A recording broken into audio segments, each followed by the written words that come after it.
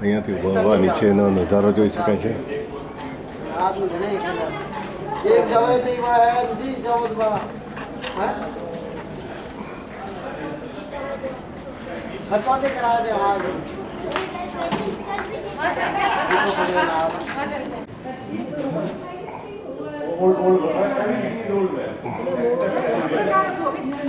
હા જઈએ છીએ આપણે લવલી પ્લેસ.